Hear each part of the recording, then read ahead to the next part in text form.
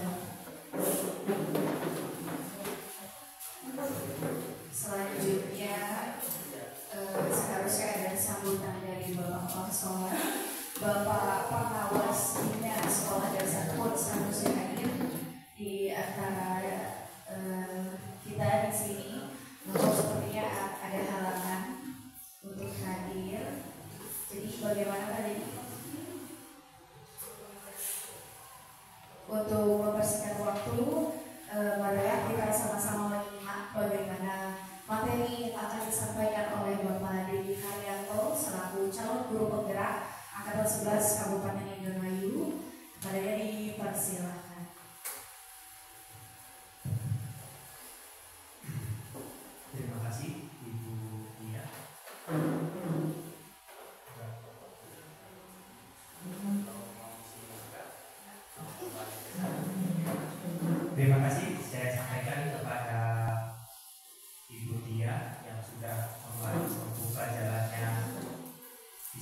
kasih. Bismillahirrahmanirrahim. Assalamualaikum warahmatullahi wabarakatuh. Waalaikumsalam warahmatullahi wabarakatuh. Sedianya yang hadir di sini itu bukan hanya kita yang ada di sini, ada beberapa yang saya undang. Salah satunya yaitu Bapak Pengawas Bina dan juga Kepala Sekolah. Namun tadi melalui via WA beliau menyampaikan bahwasanya ada kegiatan yang memang harus beliau ikuti di luar. Jadi beliau menyampaikan untuk bisa langsung memulai saja. Yang pertama saya ucapkan terima kasih kepada Bapak Ibu, baik dari unsur rekan sejawat satu sekolah, rekan sejawat berbeda sekolah, dari unsur wali murid dan juga tenaga kependidikan. Diseminasi ini sebenarnya hal baru bagi saya. Apa sih diseminasi? Ada yang tahu bisa membantu saya diseminasi itu apa?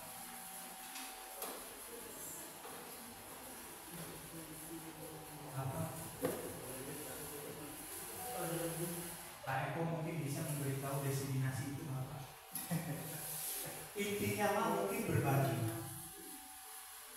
Jadi untuk memenuhi salah satu prasyarat tentang pendidikan calon guru penggerak yang pernah saya ikuti, salah satunya ialah melaksanakan kegiatan ini. Oleh karena itu saya ucapkan terima kasih, bukan hanya semata-mata untuk memenuhi apa yang saya inginkan, Bu, tetapi terlebih dari itu mudah-mudahan keilmuan yang saya dapat dari modul 1.4 tentang budaya positif ini bisa saya bagikan, bisa saya diseminasikan ke Bapak Ibu semua dan mungkin bermanfaat bagi kelas dan murid kita. Yang pertama yaitu tadi pembukaan sudah, perkenalan tentunya kita sudah kenal semua ya. Ice breaking. Nah, ice breaking biasanya ice breaking itu ada ibu guru kelas 1 yang bisa memimpinnya, Bu. Saya minta bantuan, maka Ibu Ulfa atau Ibu Nova memimpin 1 atau 2 ice breaking untuk bisa membantu konsentrasi. Siapa maka? Ibu Nova.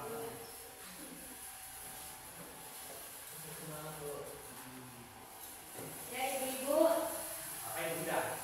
dan Bapak-bapak ya, untuk menyemangatkan siang hari ini, marilah kita speaking dengan tepuk semangat dan dandan ding ding ding dung dung dung. Oke? Siap? Berdiri. Boleh berdiri. Sambil gerakan ya, Bu ya. Are you ready? Ready. Tepuk semangat. Dan dan dan. Ding ding ding. Dung dung dung. Dan dan dan. Ding ding ding. Dung dung dung. Aha aha. Ma. Aha aha. Ma. Aha aha. Semangat. Manis lagi. Sekali lagi, tepuk semangat. Dan dan dan. Ding ding ding. Dung dung dung. Dan dan dan. Ding ding ding. Dung dung dung. Aha aha. Ma. Aha aha. Ma. Aha aha. Semangat. Terima kasih semuanya. Baik, terima kasih Ibu Nova yang telah membantu menyemangati kita meskipun memang jam-jam siang seperti ini jam-jam godaan rasa kantuk mendera. Tapi mudah-mudahan dengan ice cream tadi bisa menambah semangat. Ada beberapa konsep utama dalam pembahasan kali ini. Yang pertama yaitu disiplin positif dan kebajikan universal. Yang kedua, teori motivasi, hukuman dan penghargaan. Yang ketiga yaitu keyakinan kelas. Yang keempat, kebutuhan dasar manusia. Yang kelima, restitusi 5 posisi kontrol. Yang keenam, segitiga restitusi. Nah, konsep utama ini keseluruhannya itu benar-benar selamat datang Bapak Kepala Sekolah. Terima kasih atas kehadirannya. Sebelum langsung ke materi, berhubung beliau sudah hadir di sini, kita dengar sambutan dari beliau tentang kegiatan yang akan dilaksanakan hari ini. Kepadanya kami persilakan.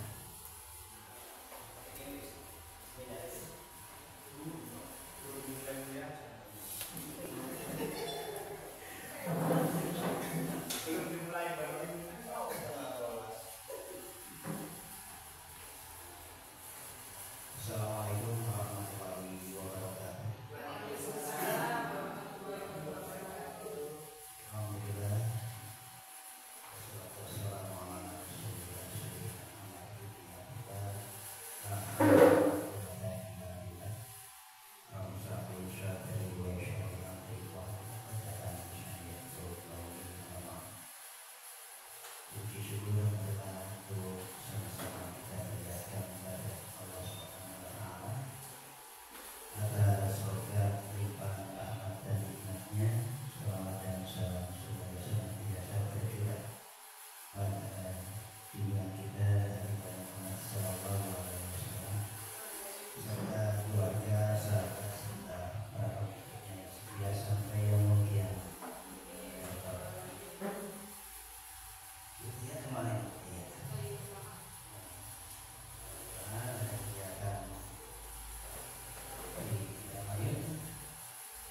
Bapak Ibu yang saya hormati, terima kasih telah berkenan kegiatan kita selenggarakan pada hari ini. Kegiatan ini pada ada seminarisasi dari program CGP dan PMO dari program PSP. Luar biasa kegiatan satu ini. Dan lagi ada kegiatan yang diikuti oleh guru PPG yang intinya apapun yang kita hadapi atau yang kita laksanakan itu harus kita laksanakan secara ikhlas, secara enjoy, sehingga apapun bebannya itu kita bisa menghadapi dan melaksanakan sesuai dengan apa yang diharapkan, dan kita juga kita bersama untuk menuju pembelajaran yang efektif, pembelajaran yang berkualitas, jadi guru profesional itu bisa kita capai bersama. Bapak Ibu yang saya hormati, berarti seminar belum? Sesuai urutannya ya, yang semula tidak bisa olas sesuai urutan, kita masuki pada diseminasi budaya positif yang akan dilaksanakan oleh calon guru penggerak pada Dedi Herianto, dan nanti Bapak tugasnya 1 jam, nanti 1 jam, dan saya juga setelah durasinya itu saya 1 jam setengah, tapi nanti kita kondisikan saja untuk kegiatannya, sehingga nanti di akhir kegiatan itu kita sama-sama tidak terlalu sore. Mungkin itu saja sebagai untuk efektivitas waktu dan kegiatan. Tentu saja pada pemateri atau kegiatan pertama yaitu diseminasi budaya positif yang akan dilaksanakan oleh CGP Bapak Dedi Herianto SPD. Silakan. Terima kasih kepada Pak Fatno selaku Kepala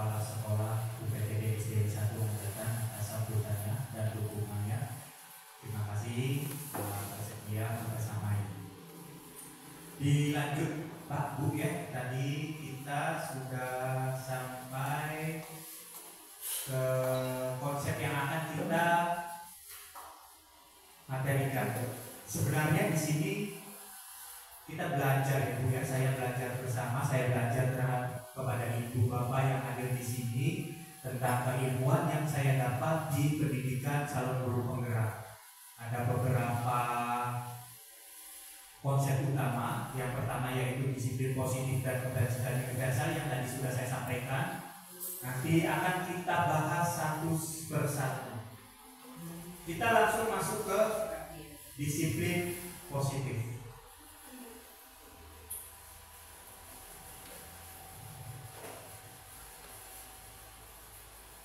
Karena memang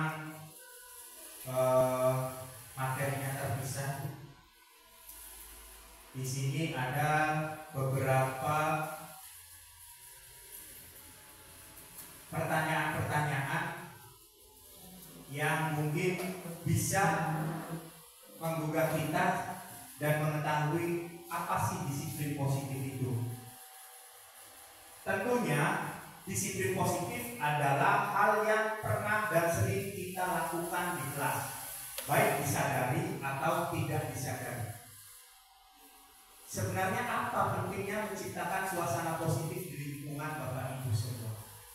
Mungkin ada yang bisa bantu saya mengenali bahwa sebenarnya penting kita melaksanakan disiplin positif di lingkungan kita. Agar apa? Agar apa? Saya yakin Bapak Ibu sudah melaksanakan hal itu di kelas. Seberapa penting kiranya kita sebagai tenaga pendidik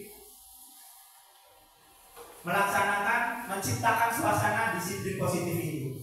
Mungkin dari Ibu Edi atau Ibu Tia bisa memberikan masukan.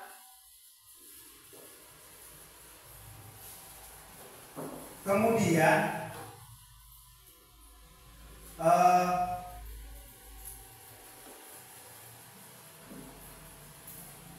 apa sebenarnya yang harus dilakukan bagi kita sebagai tenaga pendidik mengenai disiplin positif itu sendiri? Di sini ada beberapa pertanyaan yang bisa membantu kita. Sebagai seorang pendidik dan atau pimpinan sekolah, bagaimana Anda dapat menciptakan suasana positif di lingkungan Anda selama ini? Nah, selama ini kita mengajar, apalagi yang sudah senior seperti Bu Fiati atau Ibu Edi. Bagaimana Anda dapat menciptakan suasana positif di lingkungan Anda selama ini? Bisa berbagi di sini mungkin Ibu Tia, silakan.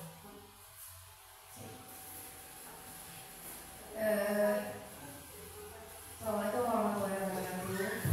Waalaikumsalam warahmatullahi wabarakatuh. Karena saya itu baru mengajar kurang lebih, apalagi di UPTDS dan satu lanjutannya kurang lebih 1 tahun. Yang saya lakukan untuk melaksanakan disiplin positif itu seperti memberikan aturan, tetapi tidak dengan hukuman.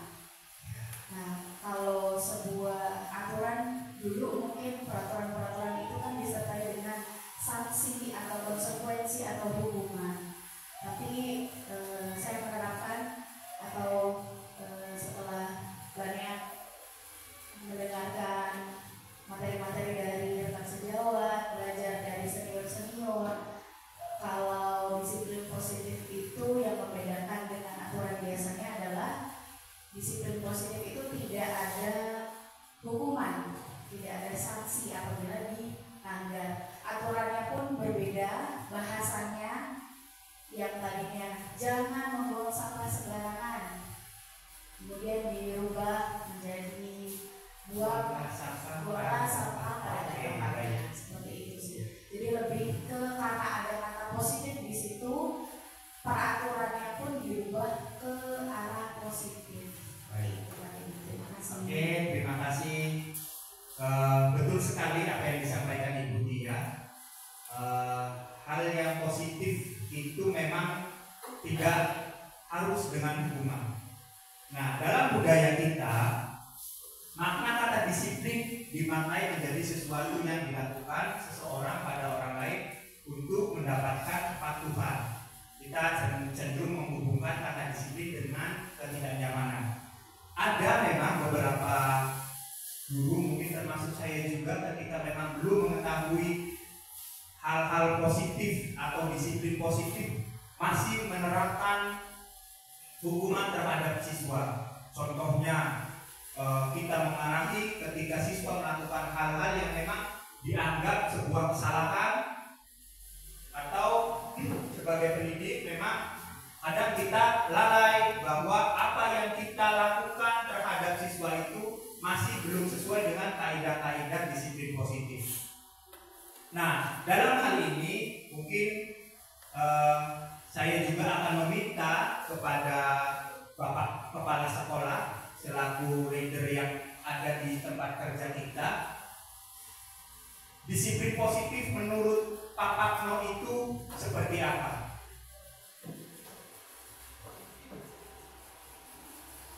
Terima kasih atas pertanyaannya. Bapak Ibu yang saya hormati, sesungguhnya disiplin itu sudah sering kita lakukan dalam kegiatan kita sehari-hari di dalam kelas atau luar kelas dalam rangka mendisiplinkan siswa. Itu seperti yang disampaikan oleh disiplin positif salah satunya itu adalah menegakkan disiplin tanpa hukuman. Menegakkan disiplin tanpa hukuman.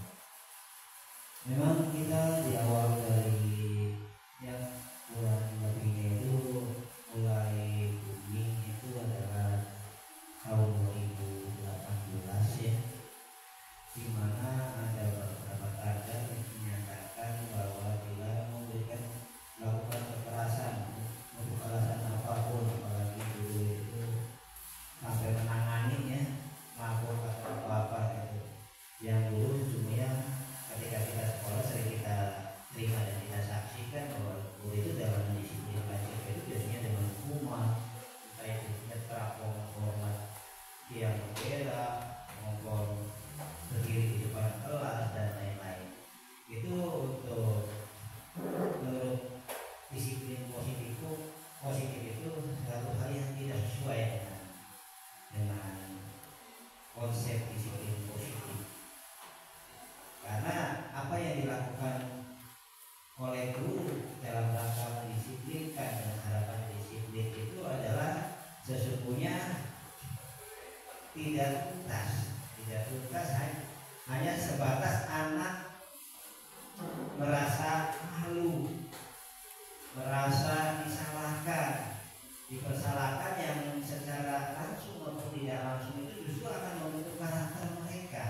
Mereka hanya mau berdisiplin ketika dipantau, disiplin ketika ada guru, ada penghukum, dan yang lain-lain.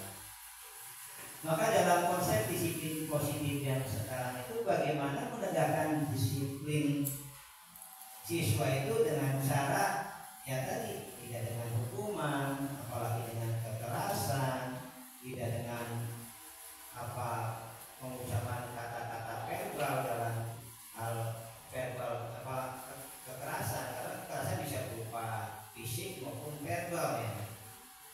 Jadi dalam disiplin positif itu, ketika kita mendisiplinkan siswa itu bagaimana kita menggali apa yang diharapkan secara bersama itu tumbuh dari siswa.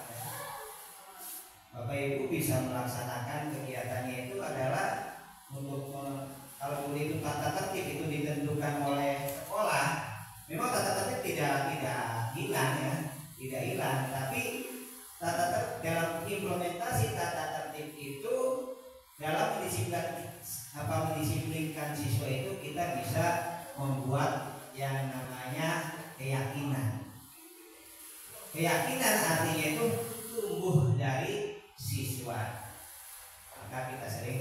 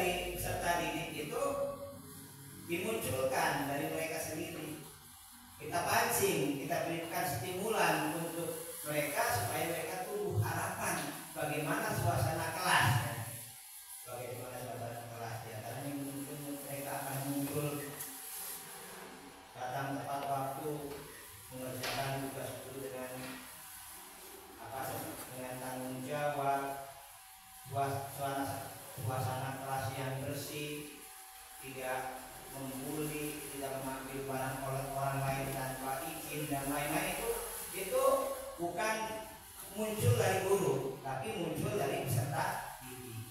Setelah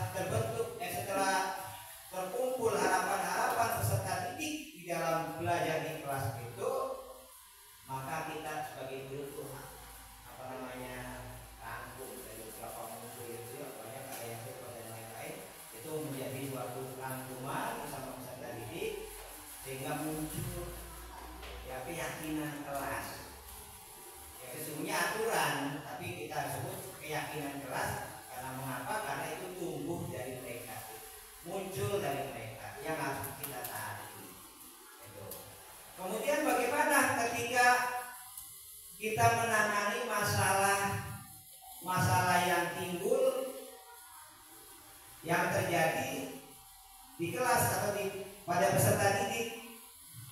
Misalnya seorang peserta didik melakukan datang terlambat, ya, tidak sesuai kita harapkan. Kalau dulu apa yang Bapak Ibu katakan, laksanakan wajib. Ketika misalnya Bapak Haji mengajar, kemudian anak itu terlambat sampai setengah jam, misalnya. Ditanyain Pak. Saya begitu anaknya datang, tanyain kenapa baru datang. ya, Karena yang dulu saya waktu saya sekolah itu, ketika saya terlambat, duduk langsung dimarahin sama gurunya. Dimarahin dulu. Nah sekarang Pak saya berubah. Saya ditanya dulu, barangkali ada di rumahnya orang tuanya ngantar adiknya dulu, atau siapanya dulu, atau ada bantu-bantu orang tua dulu. Jadi ada banyak alasan yang tidak harus mereka dimarahin, tapi dikasih tahu aja. Begitu dikasih tahu. Jadi ini ditanyain dulu.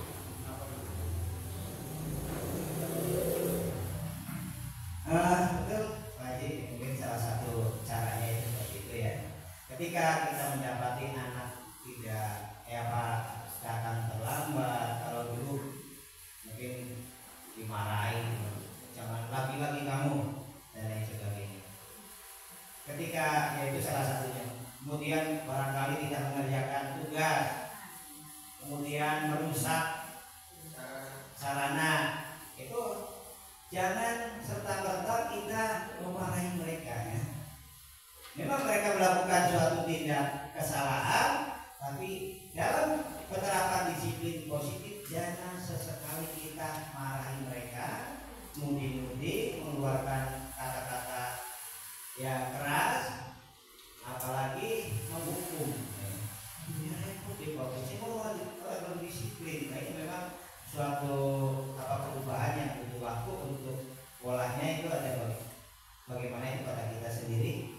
Lagi di setrap ke anggar baik wajar. Maka di dalam penerapan disiplin positif, misalnya seorang anak masuk terlambat, kemudian ada yang tidak mengerjakan, itu salah satunya kita itu jangan kita memarahi, tapi memanggil anak itu jangan di depan kelas, di depan kelas.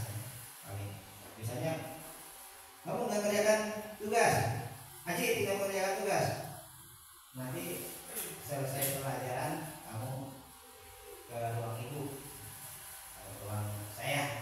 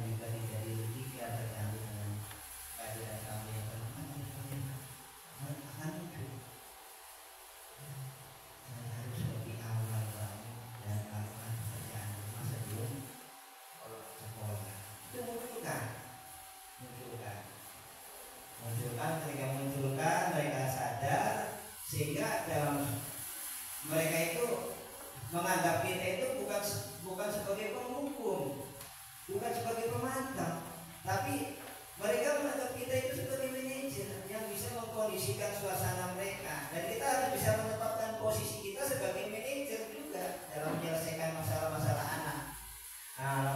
Hal ini lebih lanjut itu mungkin kalau saya bicara ini terlalu panjang ya, itu lebih lanjut Bapak Ibu bisa pelajari di PMM itu tentang disiplin positif. Di situ banyak ilmu yang bisa kita dapatkan, banyak ilmu yang bisa dapatkan bagaimana kita menghadapi aneka ragam karakter siswa, termasuk potensi-potensi pelanggaran disiplin yang bagaimana penerapannya yang lebih bijak. Kalau dalam istilahnya ketika kita menyelesaikan masalah itu adalah fungsi kita sebagai manajer itu menerapkan segitiga restitusi.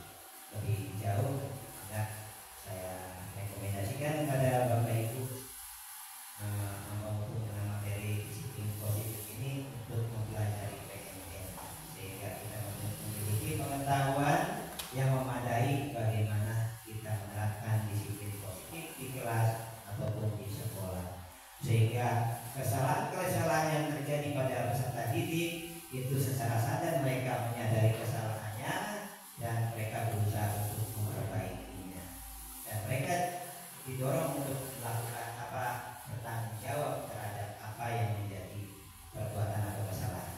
Terima kasih. Terima kasih Bapak Nok yang telah sedikit memberikan masukan tentang disiplin positif, yang intinya ialah kita sebagai pendidik harus memotivasi peserta didik kita agar memiliki keinginan yang timbul dari dalam diri dia sendiri, atau yang disebut dengan motivasi intrinsik, agar tetap berkarakter berbudaya positif. Nah, sebagai pendidik memang tujuan kita adalah menciptakan anak-anak yang memiliki disiplin diri sehingga mereka bisa berperilaku dengan mengacu pada nilai-nilai kebajikan universal dan memiliki motivasi intrinsik tadi yang saya sampaikan. Nah, lantas keterkaitannya dengan kebajikan universal seperti apa? Ada beberapa sumber yang sudah saya kutip tentang kebajikan universal.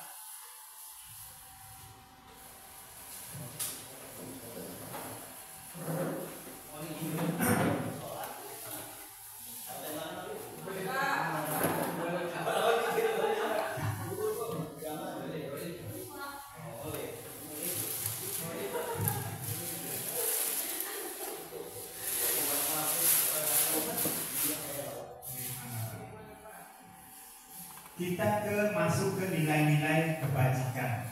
Ada beberapa sumber yang saya ambil apa itu tentang nilai-nilai kebajikan dan contohnya. Yang pertama yaitu dari profil pelajar Pancasila. Ini adalah salah satu nilai kebajikan yang sering kita gaungkan setiap hari terhadap siswa-siswa kita. Ada 6 elemen yang terdiri dari profil pelajar Pancasila. Tentunya Bapak Ibu juga sudah paham dan tahu, yaitu tentang beriman dan bertakwa kepada Tuhan Yang Maha Esa dan berakhlak mulia, mandiri, bernalar kritis, berkepentingan global, gotong royong, dan kreatif. Ada lagi dari beberapa lembaga tentang dari Pioneers Program tentang sikap murid. Ada toleransi, rasa hormat, integritas, mandiri, menghargai, antusias, empati, keingintahuan, kreativitas, kerjasama, percaya diri, komitmen. Semua yang ada di sini tentunya adalah hal-hal yang kebajikan-kebajikan yang perlu kita tanamkan terhadap peserta didik. Nanti setelah materi ini mungkin ada keterkaitannya, yaitu tentang keyakinan kelas, yang tentunya isinya di dalamnya tentang kebajikan-kebajikan universal itu sendiri. Ini contoh-contohnya. Ada lagi yang mungkin satu sama lainnya berkaitan. Ini dari Indonesian Heritage ini cinta Tuhan dan segenap ciptaannya. Apa bedanya dengan ketuhanan yang Maha Esa? Tentunya terkait ke hal itu ya kita rinci. Kemudian ada lagi kemandirian, tanggung jawab, kejujuran, hormat, santun, dermawan, suka menolong, rajin menabung, tidak sombong. Siapa itu, Bu?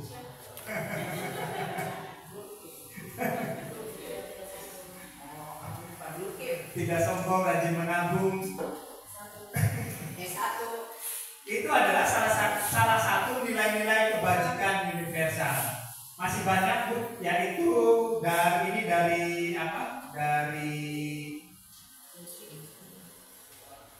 lifelong apa nih? Tentang keterampilan hidup, dapat dipercaya, lurus hati. Kadang kita merasa bingung. Sebenarnya kebajikan universal atau kebaikan-kebaikan yang harus ditanamkan oleh siswa itu apa sih? Padahal oke, tetapi bingungnya berkejagaan. Apa ya? Ya ini contoh-contohnya. Di sini ada petunjuk hidup, ada peduli, penalaran, kerjasama, keberanian. Kemudian ada lagi tentang empati, suara hati, kontrol diri, rasa hormat, kebaikan.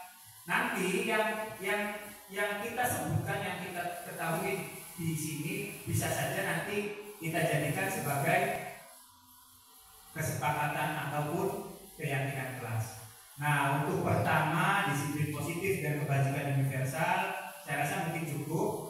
Kita lanjut ke materi selanjutnya, yaitu teori motivasi, hukuman dan penghargaan. Untuk sesi tanya jawab nanti ada sesinya ya Pak ya. Ya, kalau misalkan ingin tanya maka nanti dicatat dulu, bisa ditanyakan di akhir atau jika nanti waktunya bisa mencukupi. Ini teori motivasi dan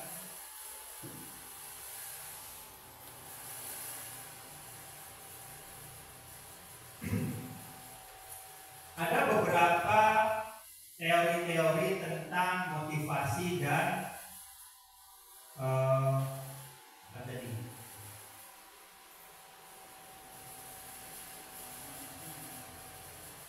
Motivasi, hukuman dan penghargaan. Kita sama-sama buka apa isinya.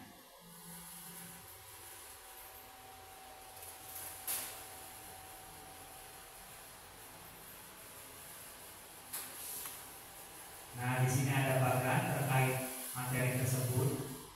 Jadi memang penghargaan atau motivasi kita merubah dari yang awalnya identitas gagal menjadi identitas sukses. Contoh dari implementasi itu misalkan seperti ini. Kita memberikan hukuman kepada anak. Yang terjadi mungkin anak tersebut nurut, tetapi itu sebenarnya adalah hal yang tidak abadi. Contohnya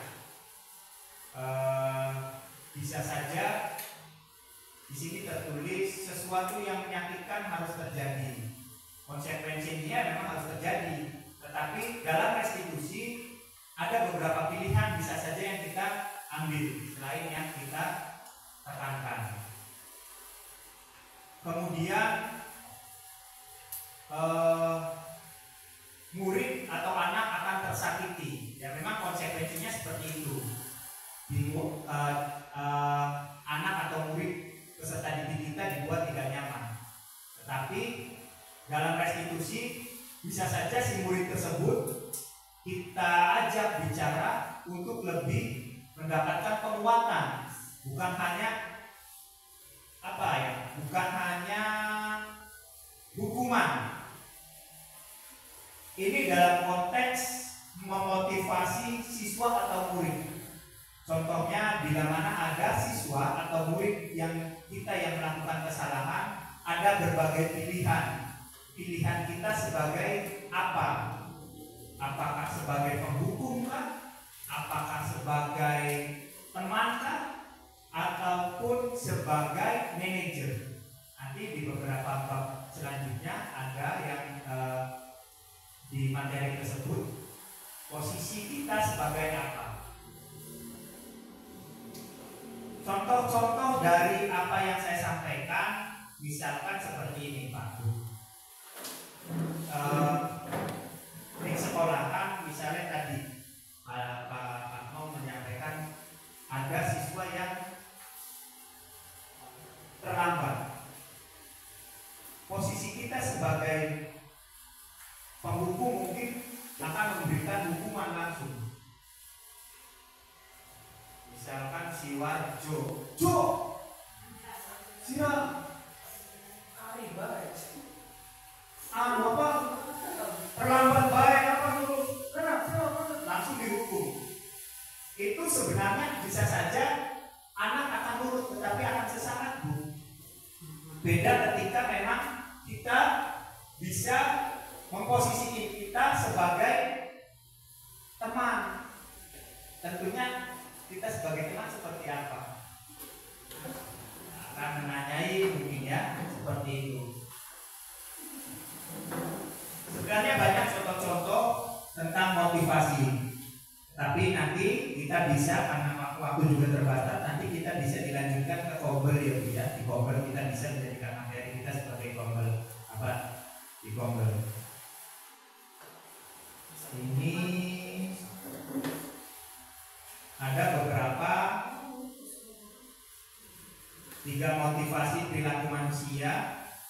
Nah, dari 3 perilaku motivasi, dari 3 perilaku manusia, motivasi perilaku manusia, yang pertama yaitu untuk menghindari ketidaknyamanan atau hukuman. Kaitannya dengan peserta didik kita apa Bu? Apa Pak? Nah, bisa saja misalkan seperti ini.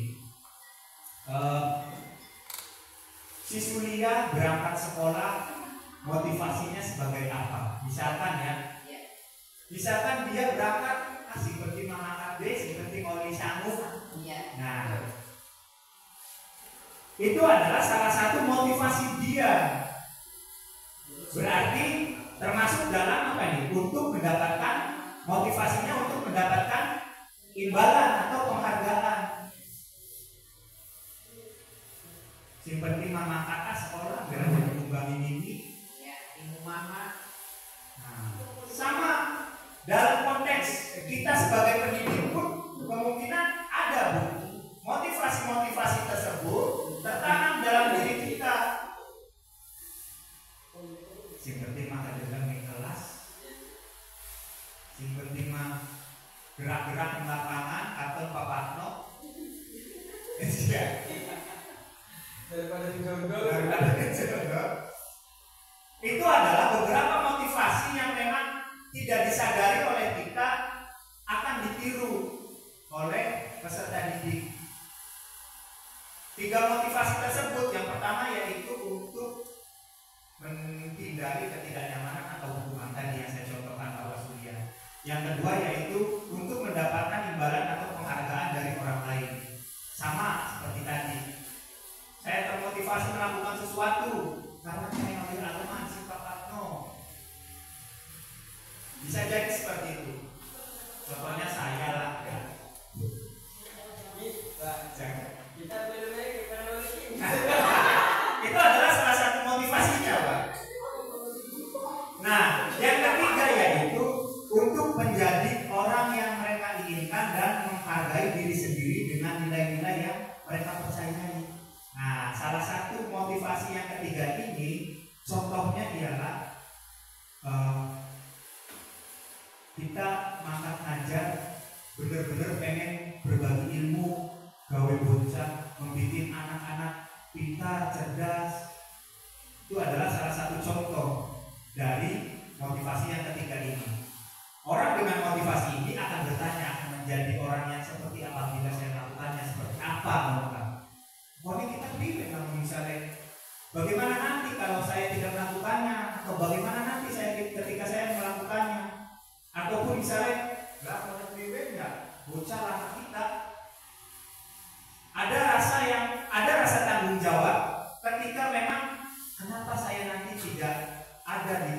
misalkan.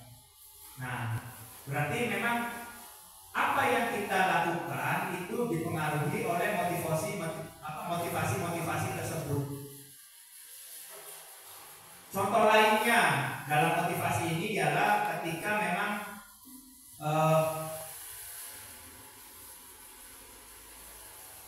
kita sebagai pendidik punya motivasi apa ketika datang ke sekolah. Dari apa yang kita lakukan itu masuk dalam motivasi apa. Mungkin refleksi seperti itu bisa kita jadikan agar perbaikan dalam pembelajaran bisa kita tingkatkan. Untuk lebih jelas dari motivasi ini nanti kita bicarakan dalam ngobrol kembali. Tapi sebelumnya adakah yang ingin menambahkan dari ketiga motivasi ini atau lebih menguatkan tentang ketiga motivasi ini, atau akan bercerita tentang pengalaman dari ketiga motivasi ini? Mungkin dari Bu Nia atau Bu Alif ada pengalaman atau misalkan penguatan dari ketiga motivasi ini? Mangga.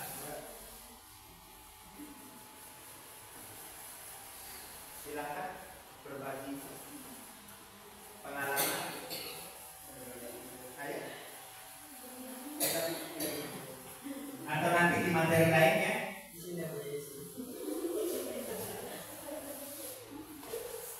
Pak Haji mungkin.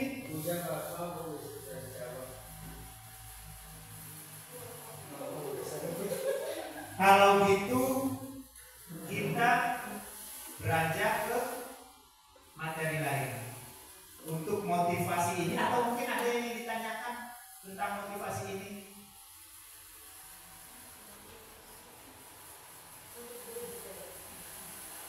Baik, kalau gitu kita langsung ke materi selanjutnya, yaitu keyakinan kelas.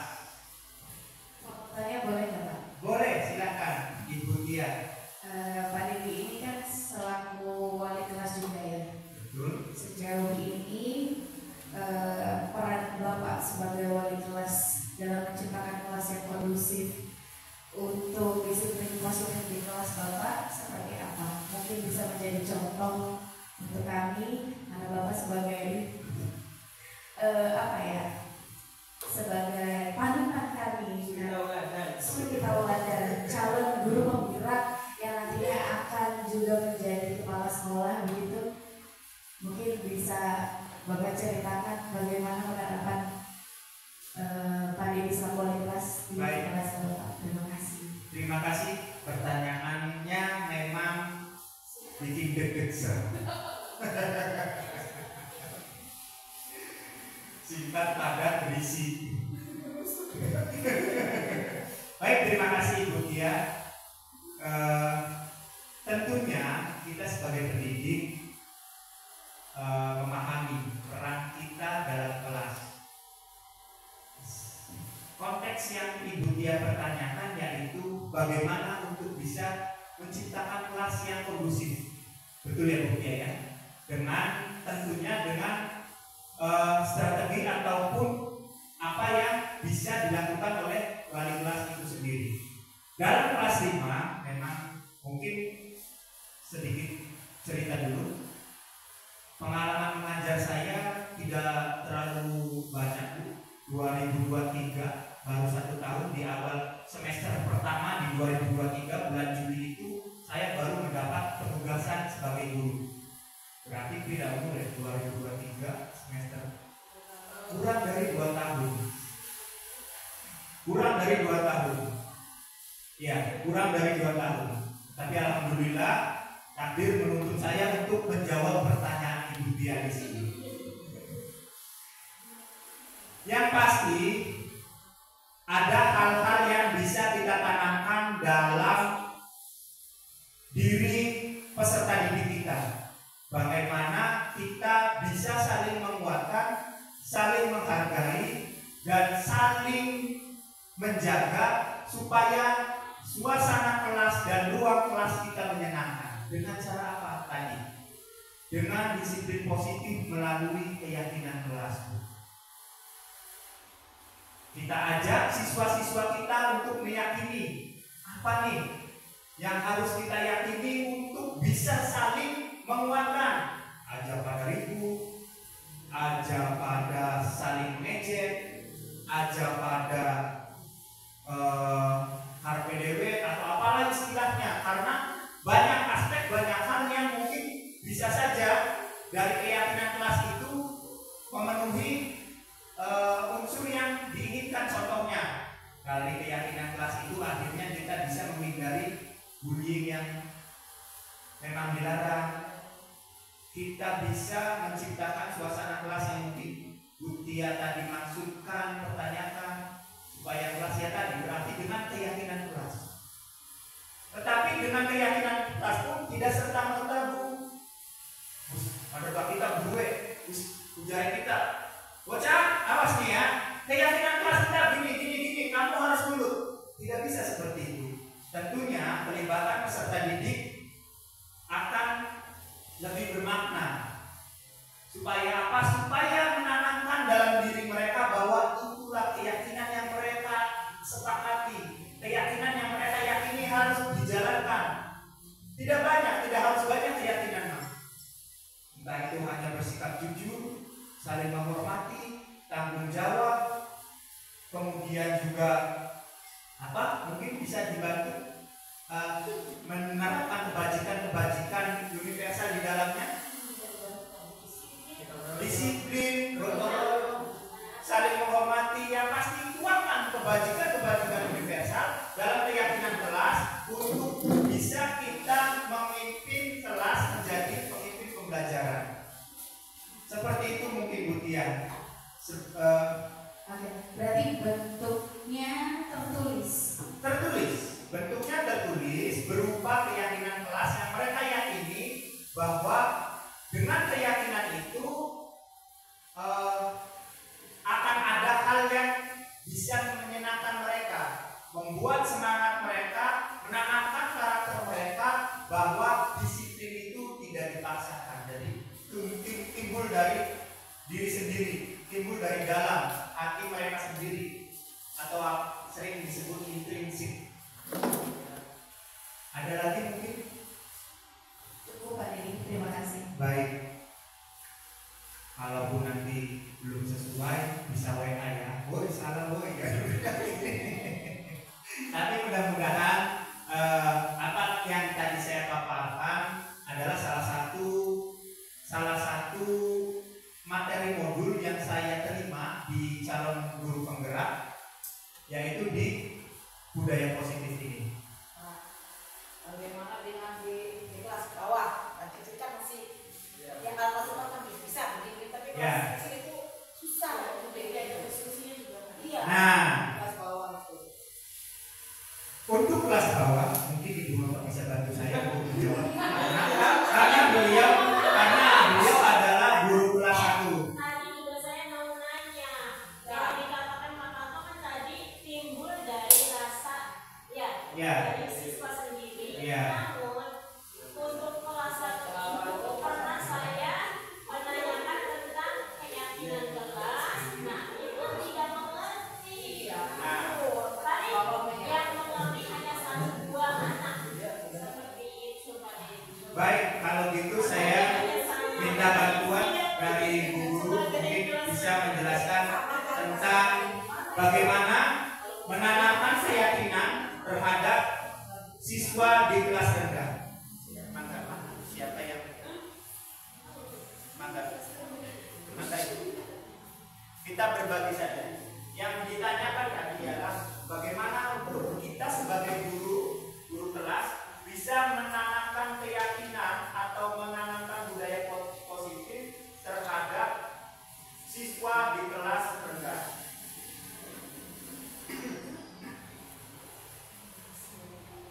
Assalamualaikum warahmatullahi wabarakatuh. Mohon maaf ya Bu kalau salah. Di kelas rendah itu biasanya saya tuh ngajar di kelas 3.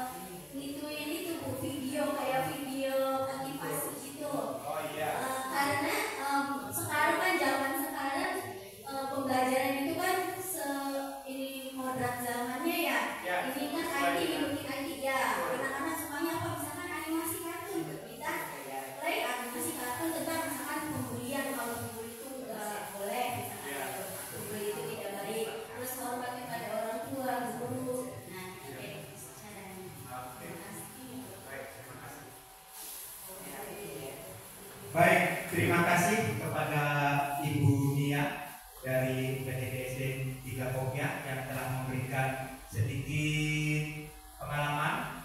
Jadi yang saya tangkap seperti yang Ibu Nia paparkan yaitu terkait dengan apa yang dipertanyakan oleh Ibu Fiati ataupun Ibu Nova, ada beberapa hal, beberapa cara, beberapa trik yang bisa kita lakukan ketika kita harus menanamkan keyakinan terhadap siswa di kelas rendah. Salah satu yang tadi saya tangkap yaitu dengan, karena memang kelas 1-2 mungkin kemampuan membaca belum semuanya bisa membaca ya. Berarti dengan melihat dan mendengarkan, baik melalui audiovisual ataupun memang dari sumber-sumber lain ketika guru bercerita misalkan yang terkait dengan keyakinan-keyakinan yang akan ditanamkan, entah itu dengan cerita yang dimaksud terkait apa yang akan ditanamkan, kayak tadi Ibu Nia video motivasi ataupun apa, termasuk juga hal-hal yang memang dilakukan langsung oleh si siswa itu sendiri. Contohnya tadi kayak misalkan ada siswa-siswa, ada peserta didik yang kerjaannya melayu mana baik, akhirnya diajak bicara untuk apa yang kamu lakukan itu sebenarnya tidak baik, dijadikan itu sebuah kesepakatan. Mungkin itu adalah salah satu cara atau trik di mana kita selaku guru kelas bawah bisa menanamkan nilai-nilai kebajikan universal yang bisa dijadikan keyakinan terhadap mereka. Itu Ibu Fiati, Ibu Nova, ada yang mau dipertanyakan lagi? Iya, silakan. Untuk keyakinan kelas dengan aturan di kelas, apakah itu beda atau sama? Baik. Gimana beda atau sama? Ya, peraturan sama keyakinan. Ya, aturan kelas dan keyakinan kelas. Bedanya apa? Oh, itu aku pernah baca. Itu nanti kamu sendiri. Ya, Ibu ya, boleh. Pernah baca tapi apa? Sama saja, Sama saja Bu, hanya saja untuk di kurikulum Merdeka itu bahasanya lebih dirubah, ditambahkan disiplin positif, kata-katanya saja yang berubah. Sebetulnya sama peraturan, tetapi bedanya adalah kalau peraturan itu kan ada konsekuensi, ada hukuman, ada sanksi dan lain sebagainya. Kalau di kesepakatan kelas atau yang berhubungan dengan disiplin positif itu tidak ada hukumannya, hanya teguran-teguran yang membangun saja. Tadi kan saya juga menyampaikan di awal bahwa ada kata positif di situ. Nah, perintahnya dirubah ke kata positif yang lebih positif seperti itu. Kalau keyakinan kelas. Iya, Kesepakatan. mungkin Pak Deni ingin menambahkan atau Ibu Eti atau Pak Eko. Kalau peraturan mungkin dalam satu sekolah dari kelas 1 sampai 6 misalnya memakai setiap hari Senin memakai Selasa. Ini peraturan Ya, ya. aturan Kalau keyakinan kan guru secara tidak luas gitu kalau keyakinan. Iya, kalau peraturan sudah ada tertulis. Kalau keyakinan kelas itu kita membuat dengan anak saja, ya, dengan kelas itu. Iya betul. Apa yang disampaikan tadi oleh Ibu Tia sama Ibu Fiati memang betul adanya seperti itu. Tetapi keyakinan kelas pun, keyakinan pun memang bisa di keyakinan sekolah, ada istilah keyakinan sekolah. Sebenarnya yang dipertanyakan tadi oleh Ibu Nova itu memang sudah dijelaskan secara terperinci sama Ibu Tia bahwa memang tidak ada perbedaan antara keyakinan dan peraturan, hanya dulu dan sekarang saja. Tetapi memang kalau keyakinan lebih ke karakter yang ditanamkan. keyakinan yang ditanamkan kepada siswa, keyakinan supaya peraturan itu sendiri melekat dalam diri siswa sebagai keyakinan, diyakini oleh siswa itu sendiri bahwa itu adalah hal-hal yang harus mereka yakini untuk dilakukan. Seperti itu. Mungkin seperti itu seperti itu ya Bu ya. Jelas ya Bu ya. Baik, kita beranjak ke materi selanjutnya, yaitu segitiga restitusi. Materi terakhir Pak Bu, segitiga restitusi ini. Sebelum nanti kita ganti judul. Nah, dari segitiga restitusi ini, di sini sebentar.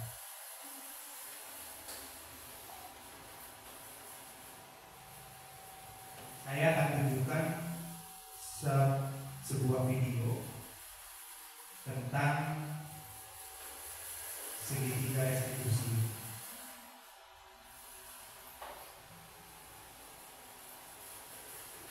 Segitiga restitusi ini ada beberapa langkah. Namanya segitiga berarti ada 3 ya. ada langkah-langkah yang memang bisa kita terapkan sebagai restitusi terhadap siswa.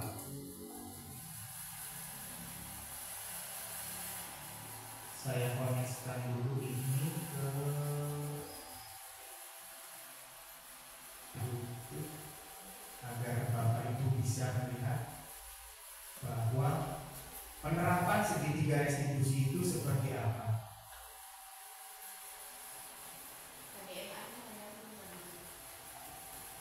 Seperti apa?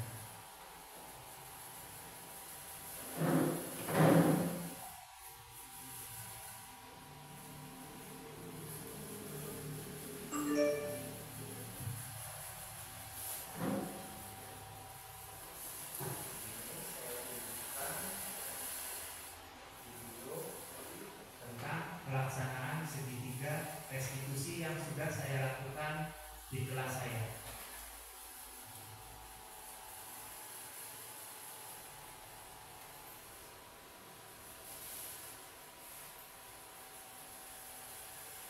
Ada yang connect ke YouTube tapi mohon dimatikan dahulu.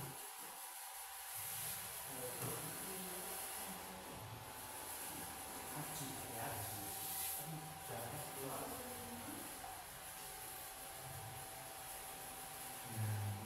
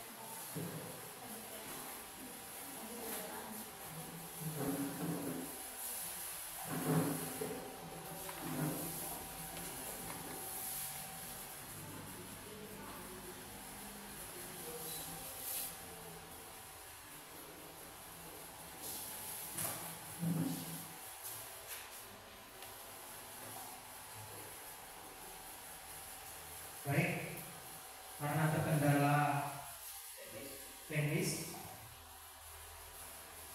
mungkin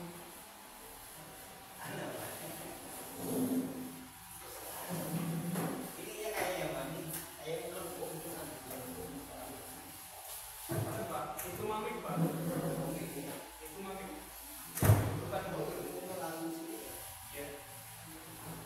sudahlah, kita putarkan saja dengan suara yang minim. Jadi ada salah satu siswa, dia melakukan apa yang dianggap sebagai pelanggaran disiplin.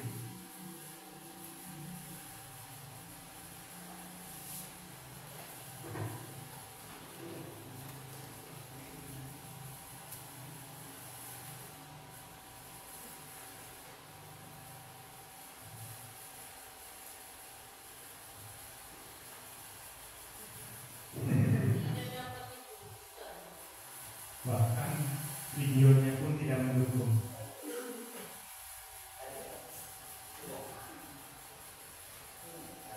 Nah,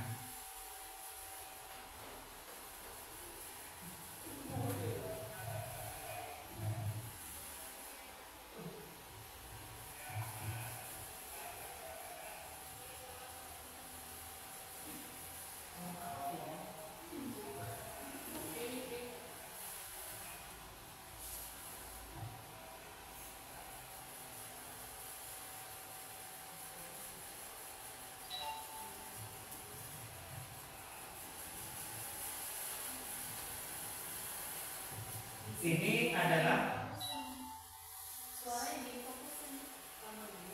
oh iya, di fokus ya, biar terdengar.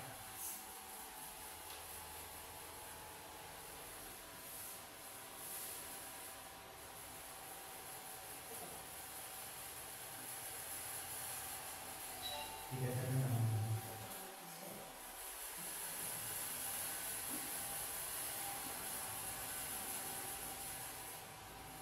Intinya dialog ini adalah salah satu penerapan segitiga restitusi di mana seorang siswa melakukan tadi yang disampaikan oleh Pak Prato, pelanggaran disiplin ataupun kesalahan yang kemudian oleh pendidik dipanggil untuk diwawancarai dalam penerapan yang pertama dalam penerapan segitiga restitusi, yaitu menstabilkan identitas. Jadi ketika memang si siswa tersebut, siswa ini namanya Viren, dia tidak mengerjakan tugas. Ketika memang ditugasi untuk mengerjakan tugas, akhirnya oleh gurunya dipanggil dan ditanyai, Viren, kenapa kamu tidak mengerjakan tugas? Nah, dari hal-hal tersebut adalah ada beberapa dialog yang memang harus guru lakukan dan harus guru sampaikan. Salah satu contohnya yaitu tentang tidak apa-apa, manusia memang pernah melakukan kesalahan. Tetapi si guru juga harus menanyakan keyakinan apa yang kamu yakini untuk memastikan tidak melakukan hal tersebut kembali. Jadi lebih menanamkan keyakinan terhadap apa yang dia lakukan ya. bahwa jangan pernah dilakukan lagi. Keyakinan apa yang dia yakini? Ya Pak, misalkan saya meyakini bahwa itu salah dan tidak akan diulangi lagi. Jadi memang seperti itu. Ada yang mungkin ingin ditanyakan? Karena terkendala teknis, audionya tidak bisa diputar. Atau cukup? Cukup, baik, terima kasih. Alhamdulillahirabbil alamin, materi demi materi sudah tersampaikan. Mudah-mudahan apa yang saya sampaikan, apa yang kita diskusikan hari ini bisa bermanfaat bagi kita semua, entah itu untuk diri kita sebagai guru ataupun kita sebagai pribadi. Mungkin akan langsung ditutup Bapak, karena ada kegiatan selanjutnya, kegiatan diseminasi budaya positif untuk memenuhi tugas calon guru penggerak. Saya tutup sampai di sini.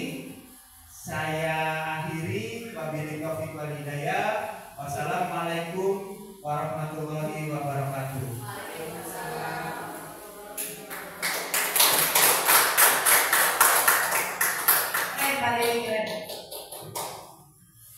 Terima kasih Ibu Tia, Ibu Nia sama Ibu Alidia yang sudah berkenan sudi hadir di sini. Mudah-mudahan ibunya bermanfaat. Terima kasih juga kepada Ibu Iha selaku wali murid dari salah satu siswa yang sekolah di sini, dan juga beberapa dan juga Bapak Ibu guru yang membersamai saya dalam kegiatan ini. Terima kasih. Jika memang ada kegiatan lain, saya persilakan. Mudah-mudahan apa yang kita dapat bermanfaat. Terima kasih.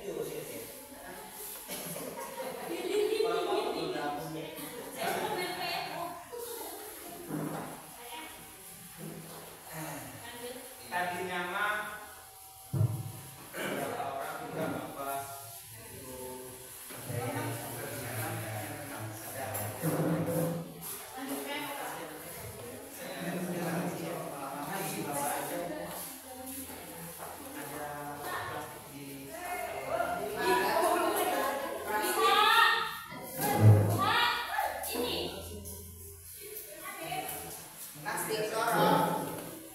Padahal mah mager tergabung sampai berakhir.